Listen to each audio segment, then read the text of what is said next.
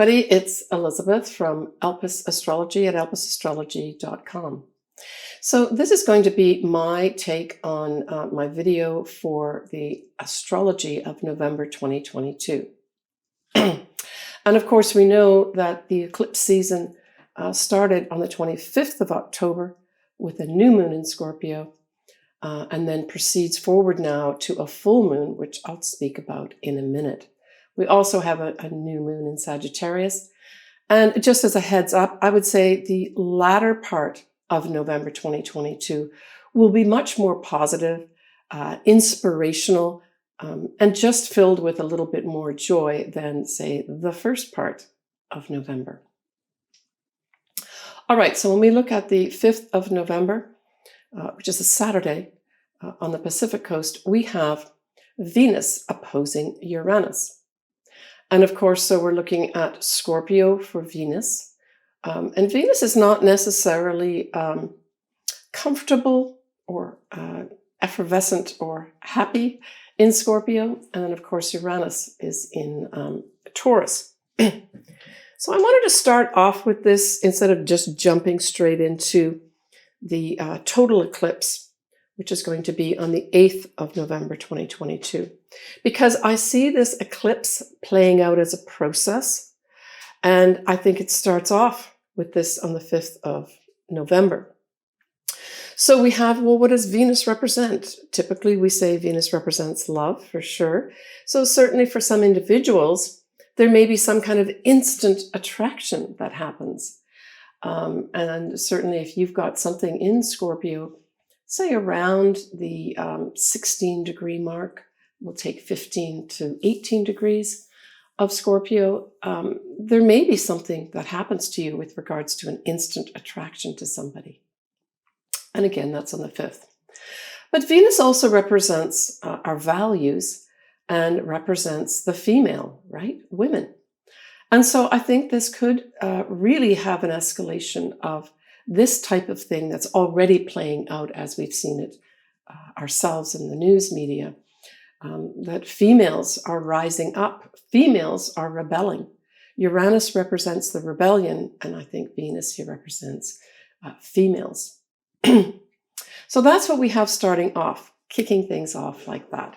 Now, it could individually too have a specific female that sets off rebellions as well. We've already had some of that playing out already, but this may actually continue right the way through the beginning of November.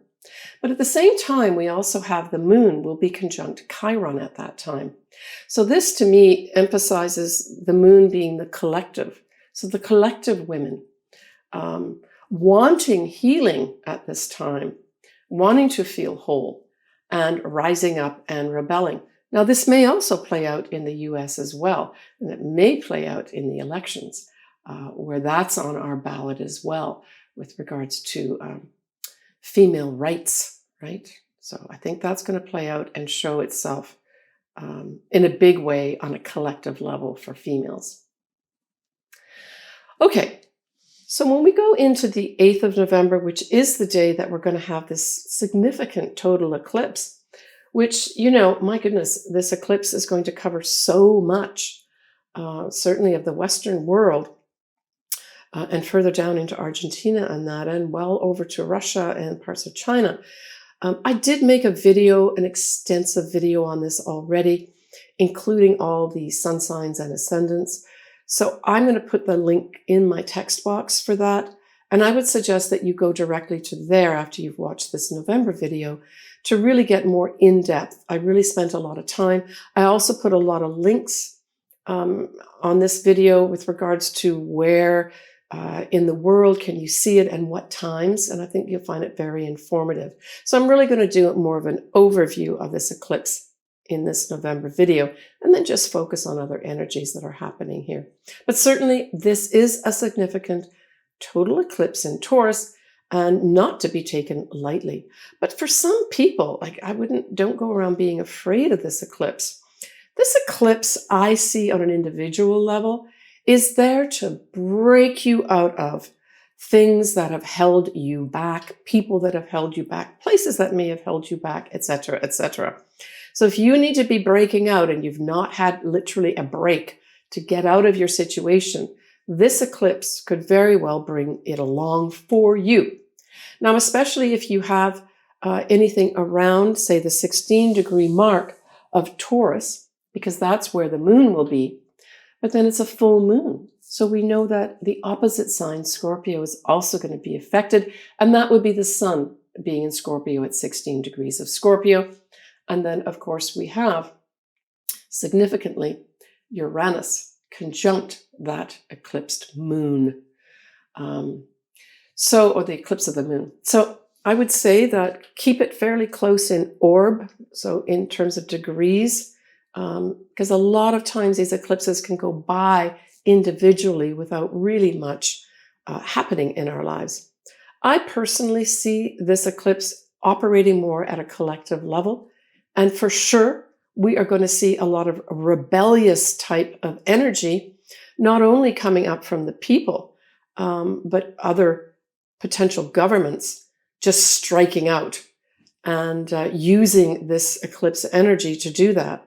And this could happen in many different parts of the world and may not be just restricted to, say, one part like Ukraine, which is obvious right now. That will continue.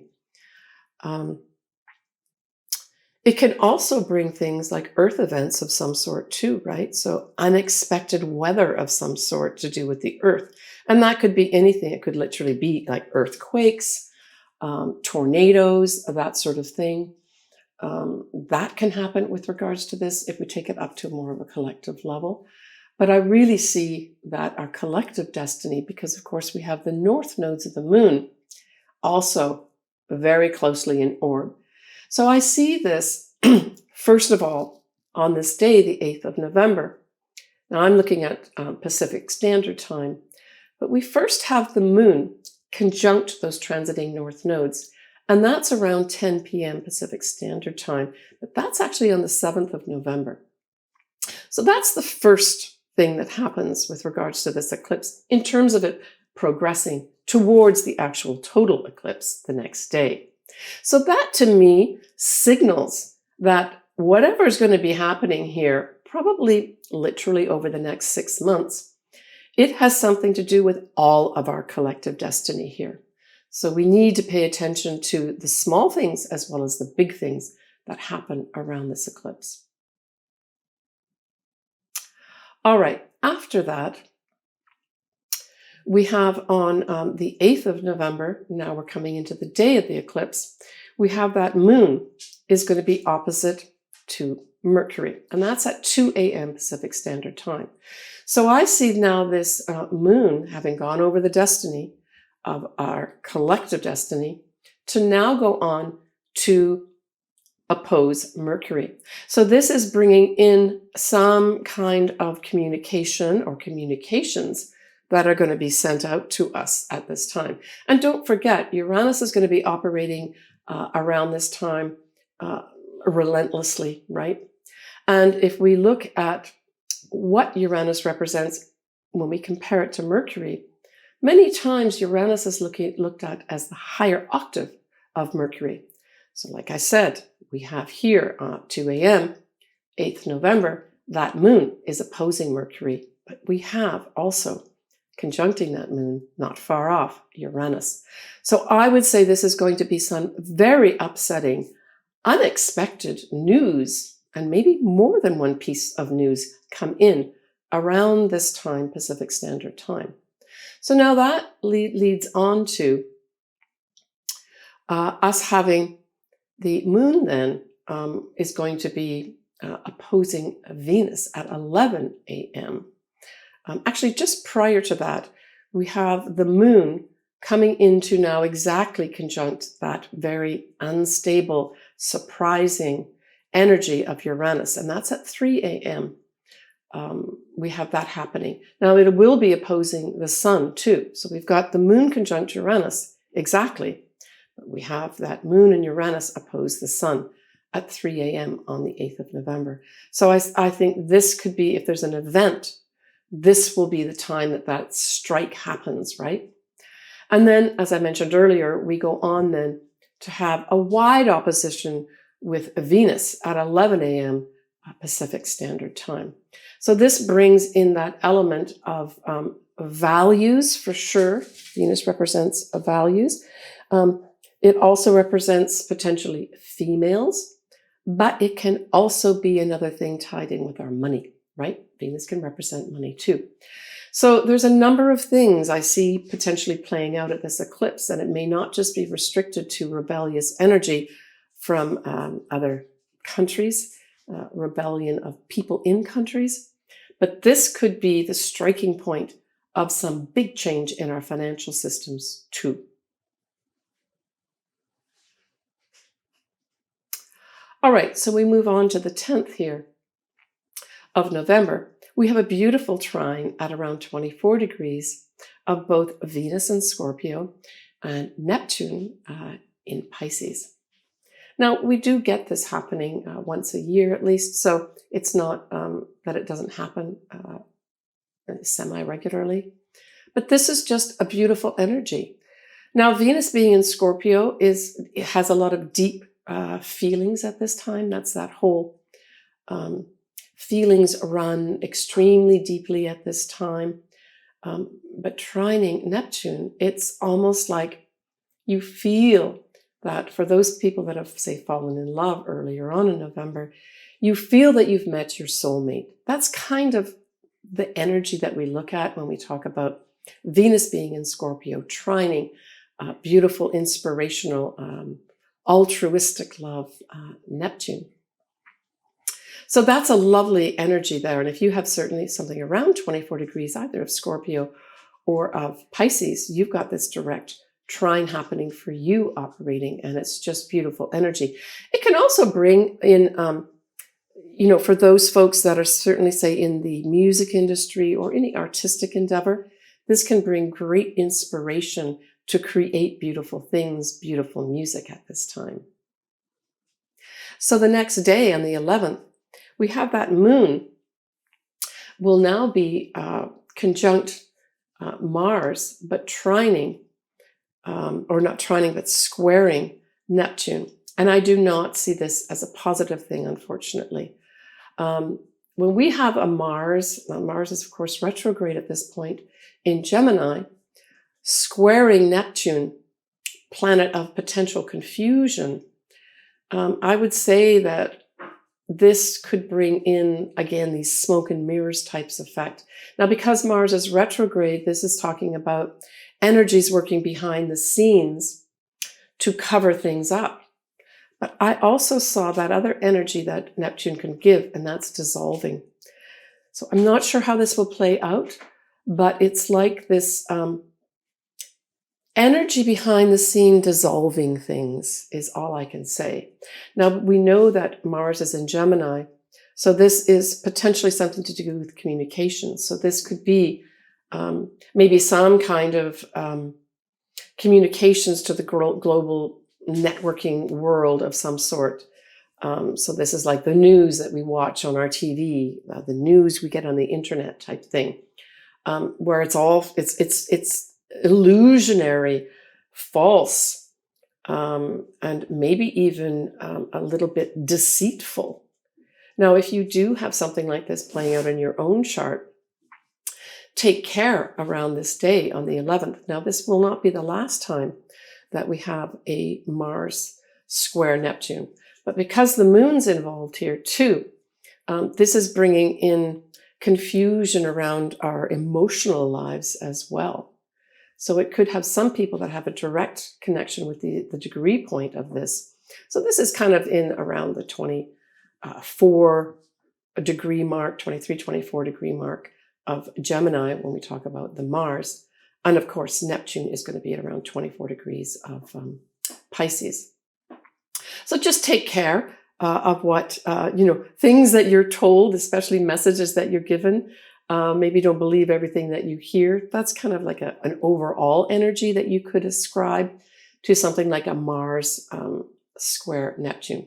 With the whole moon involved here, it could have us just feeling kind of confused. On the 12th and the 13th of November, we actually have a nice, interesting yod being formed. And at its base, we have Venus at 25 Scorpio. We have powerful Pluto at 25 degrees of Capricorn. And this is pointing to that Mars retrograde at 24 degrees of Gemini.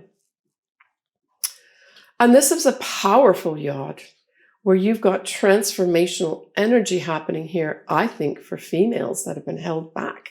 And we know that this can be operating in many different countries, not just in, say, Iran. This is also happening in the US on a certain level too. But it's pointing to that Mars retrograde. And so I read this as potentially we may have some kind of reconsideration of messages that were put out at some point regarding females and their power being reconsidered. And that once that Mars retrograde goes direct, we may have some real positive messages coming out regarding females gaining their power back. And that is going to happen after the Mars retrograde ends, which is going to be around the 12th of January next year. Then we still have Mercury or Mars rather still having to come out of the shadow period. So let's say more like February, March. I would say there's going to be good news, especially in March when we have that Mars now going direct, conjuncting that point of 24 degrees of Gemini. But the other thing that Gemini actually represents, it represents our youth. So we're looking at the age group between 14 and 21 years old. So I see that this age group is going to be featured at this yod as well and have a tie-in with youth regarding that Mars retrograde and the messages being either given out to them or the messages they are giving out to us. On the 13th, we have a lovely sextile with Venus and Pluto. So here we have, again, this beautiful energy of love, bringing opportunities to maybe manifest something very powerful. So for those folks that say have Venus and or any planet that is around, say, 25 degrees of either Scorpio or the 26 degree mark or so of Capricorn, this could bring some opportunities for transformational love. But on another level, this can bring in transformational energy with regards to our values, right? Venus also represents our values. So the first half, certainly, of November, we really have this focus on, one, our values, potentially our money, and then, of course, for females. And these are kind of high-level things here. We've got, Pluto and Neptune involved. And we've also got a little bit of a tie-in of the eclipse, as well as Uranus, that does this wide opposition. So that first half is really going to put a focus on, and I really want to spend a little bit of time here on our value system. And so whatever is going to happen at that eclipse, it's going to force all of us to ask ourselves, what is it that we value? What is it that we value in ourselves as a collective, and could have us all questioning things as a result of whatever events happen around us at this time. But that's a lovely sextile to have Venus sextile Pluto. It may bring in some opportunities, literally, for women to gain their power back. On the 18th of November, we have Mercury going into Sagittarius. Now, it's not necessarily viewed astrologically as a favorable place for Mercury, but hey, Sagittarius is all about optimism, positive thinking, looking towards the future, being optimistic about the future. And so I just saw this as a very positive thing on the 18th of November, is that we may have some very positive messages coming in. Now, in particular, these messages may be coming in from foreign places or foreign things, because that also has to do with Sagittarius, right? Sagittarius rules foreign places, foreign people. It also rules the law. So we may have some important messages coming in with regards to laws of some sort, or maybe some legal cases. It also represents travel. And so this may be also a green light with regards to us being able to more easily travel, that communications regarding travel, maybe even getting our tickets and things like that, will just be easier. Going overseas, that's represented by Sagittarius, could just be smoother at this time. So on the 19th, we still have this Mars is going to be directly squaring Neptune again. And it will be minus the moon at this time. So this is just a direct square. And I just see this as subversive type stuff, where people, that on the collective level, there's these messages being put out.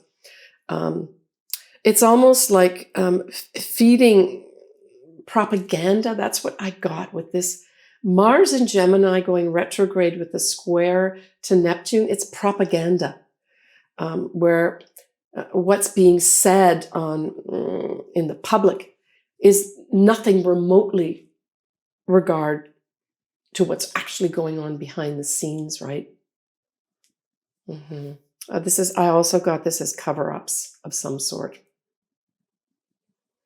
All right, so on the 23rd, we have a new moon in Sagittarius. So Happy New Year to all my Sagittarians.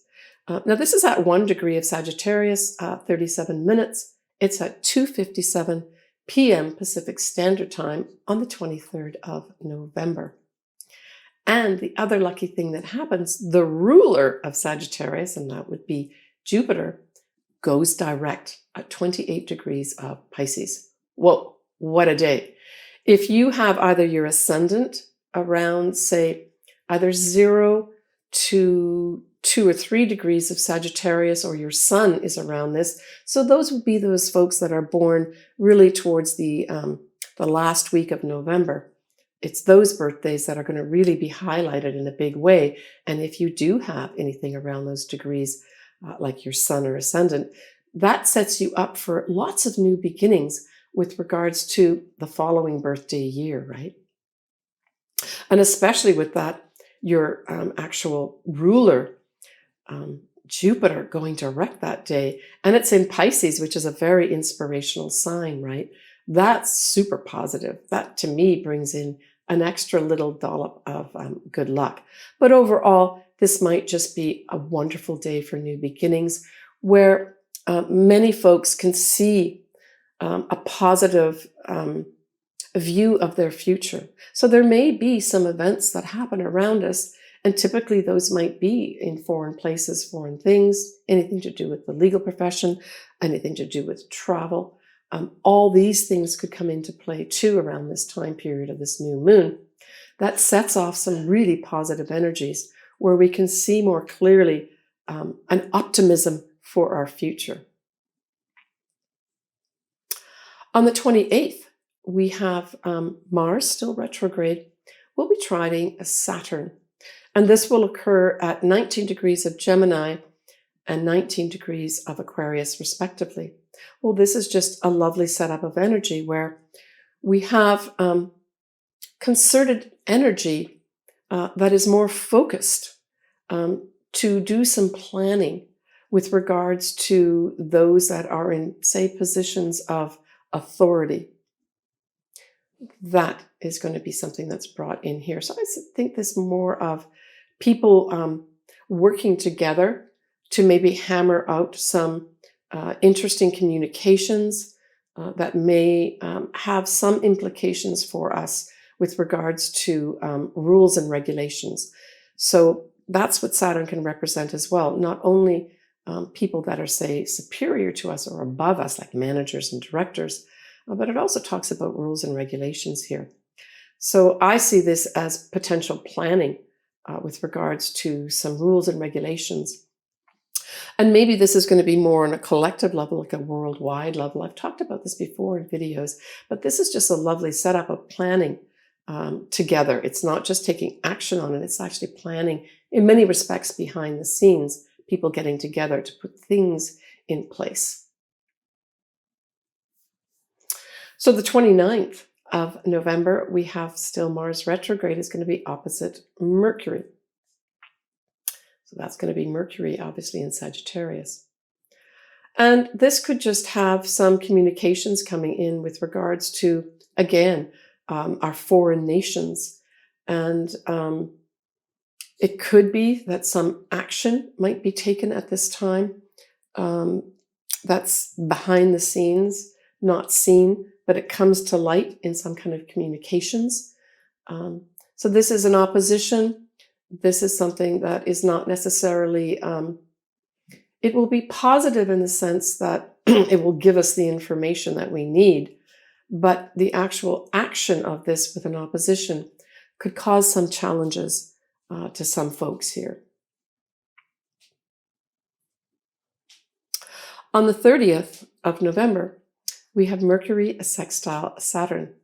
And so this is bringing together messages, contracts. It'll be a good day to have an opportunity to put contracts together. So certainly if you are, say, taking on a new job or taking on, say, employees in your organization, this gives you lots of opportunities to work out the contract in a favorable way. But it does bring in opportunities to kind of quote the rules and regulations that say go with a contract type of situation as well.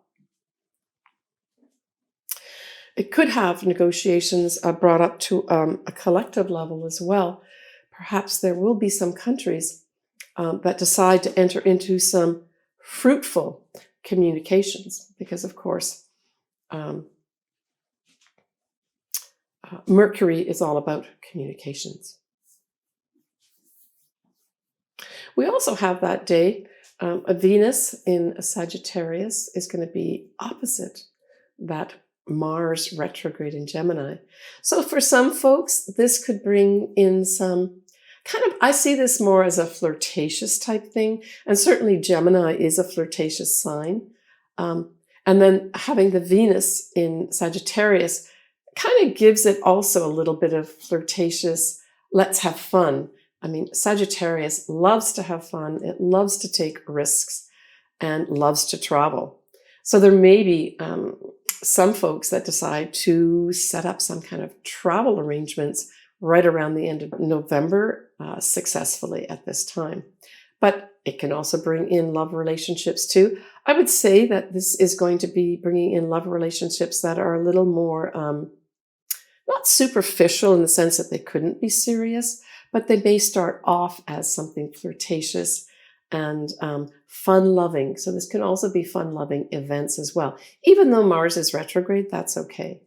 And of course, Mars being in Gemini, if this is a love type situation, it could be more than one person. So these could be for some folks that have, say, something around these degrees or these signs, both Sagittarius and or Gemini. This could just bring up some lovely social events. So that ends actually November as a month astrologically. In terms of looking forward to December, December brings in a full moon for Geminis. So for Geminis, you're going to have some kind of tie-up in December that may be actually beneficial for you because don't forget, you're also going to have Mars retrograde in your sign. So there may be some tie-ups in December for some Geminis where something, maybe something has to end in order to begin again. But I'll cover that again in my next month's video. We also have a new moon at 1 degree of Capricorn that will happen. And that's going to happen around the 23rd of December. But we also have happening Mercury retrograde ending the year in Capricorn. So for some Capricorns, that may involve you having to go back on some of your written work or any messages that you sent out. The big news is that towards the end of December, we will have Jupiter going in ingressing back in for a second time to 0 degrees of Aries. So, hey, Aries, this is a big signal for you. Certainly bringing in potential for good luck for you, benefits coming in, people like advisors and teacher coming in for you as well.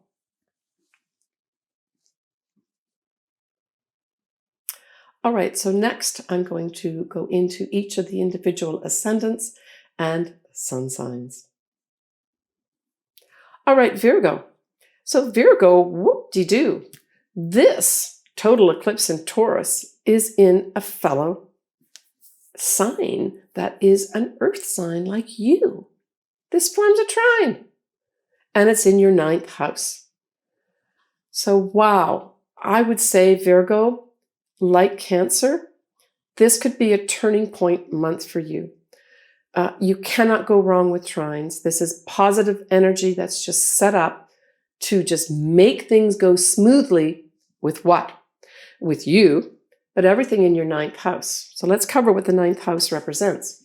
So the 9th house represents, for those folks that are going through some kind of legal matters, hey, that's all going to get much easier for you at this total eclipse. And I would say for some Virgos, poof, some of those legal things are just going to go away suddenly. Suddenly they just disappear. Because we've got Uranus in the mix here too, right? Now, this also represents travel.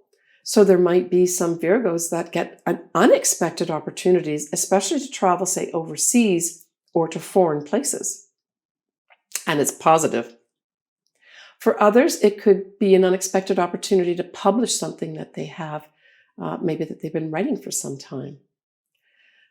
It also represents, higher consciousness and also higher education. So there may be some Virgos, enlightened Virgos, that have a literal major change in their consciousness, where it's permanently lifted up to a very high level. And you start seeing things really as they are from a standpoint of how you're influencing your environment, how your environment's influencing you, and what you can do from an enlightened standpoint to really make things better in your life and other people's life. Really taking that high road type of thinking. This can happen at an internal level too for some Virgos. For others, it could have, for those certainly seeking higher education, this could either have you unexpectedly being accepted maybe into an institution that you did not even think would happen for you. Remember, this is a trine, so it's favorable energy coming in for you. I guess those are the main areas that we're looking at in terms of the 9th house. Yeah, let's leave it as that. All positive things for you. If you need things to be exited out of your life that cover any of those 9th house areas, look to this eclipse to really facilitating that, to have a turnaround that's positive for you. Now, the new moon in Sagittarius is going to be in your 4th house of home, Virgo. And that's going to form a square with you. Now, not all is lost. I mean, this new moon is in positive Sagittarius, ruled by the most positive planet. That would be Jupiter. So I just see this as you're going to have to do some kind of adjustments with regards to either your home, either your present home. It could be your family home too. So some Virgos may see some reason that they maybe have to help do something with their family home. It can also be the mother and to some extent the family. So there may be some kind of challenges with regards to all those areas. Typically we look at the house as the 4th house of your home. So for those folks that want to have a new start, say they want to actually buy a new home, there just may be some challenges for some Virgos where it's not all straightforward, where you maybe have to check some more boxes than usual, or maybe put in more offers or a higher offer to get what you want. But it could also have you selling your home too, So that new start could happen for those folks too. But it's not going to be necessarily straightforward. It doesn't mean it's not going to happen, for sure. With you having that total eclipse at the beginning of the month, I would say if there's a choice to be made, I would pick the beginning of the month as a time period to initiate any major changes on any front of Virgo that you need to do, as opposed to waiting, say, towards the 23rd, which is when the new moon is. But it doesn't matter. You're still going to have some positive energy happening throughout November. It's just that the challenges may be there where it's not so straightforward in terms of whatever's related to that fourth house, right? Now, Jupiter is going to be going back into Pisces. And of course, we've got Neptune in Pisces. So this opposes Virgo. And so this can set up, it's hard to get a bad aspect with Jupiter. So I would say this is potentially a positive influence, perhaps as an expert. Maybe let's just say you're trying to sell your house. Well, as we now go back and having Jupiter at the same time as that new moon, Jupiter goes into 28 sort of degrees of Pisces, and Neptune's there too. This could bring in some very inspirational, beneficial teacher or advisor that could help you sell that house of yours or buy that house of yours. So it's almost like happening at the same time, Virgo, where you've got challenges, but if you seek out the advice of an expert, that is also inspirational, right? Because you've got also that Neptune operating on top of the Jupiter. You could have some real help here, overcoming the obstacles that the square presents. So that's a big safety net that you've got happening there, Virgo, that you should look forward to. I mean, just on its own, Jupiter can certainly bring in some lucky things for you. It really could. Take care of yourself, Virgo. All right, so that wraps up this video for November 2022. For those folks that are watching this, say, in advance of November, I'm certainly going to be publishing this at the end of October 2022. Know that November is really peppered with surprising, unexpected things coming into your life and leaving your life. But that the latter half of November truly is bringing in this so wonderful, optimistic, inspirational Sagittarian energy that gives us a clear view to our future. That's Sagittarius looking to the future. So remain optimistic even in times of doubt at the beginning of November, potentially. As always, I love doing people's charts. I would say this is an ideal time, November and December, to kick off an understanding of the year ahead for yourself for 2023. So please reach out to me. All my details are below. You can see what you want to do. Contact me by email with your actual birth details, and we can just set up something from there. If you live in San Diego, that's where I live, and so we can meet face-to-face. Otherwise, we do a Zoom meeting, and I record that for you and send it to you, along with a full report and your charts. And of course, the Zoom meeting lasts for about an hour or so, just for those that may be thinking of doing it. That gives you a bit of idea of what I do for you. All right, so we've got December to look forward to. I've already covered that. The big thing about December, of course, is Jupiter will be going into Aries towards the latter part of December. And that's positive new energy going forward, just new energy, because that, of course, is what Aries is all about, is new energy, new roads opening up. Take care of yourself, everybody, and take care of those around you, too. We will talk to you probably next in December in conjunction with, I will be doing my 2023 year ahead. I will try to sandwich that in before the end of the year. Leave your comments and suggestions. I always love hearing from everybody. Bye for now, sending you lots of love. Please take care of yourself.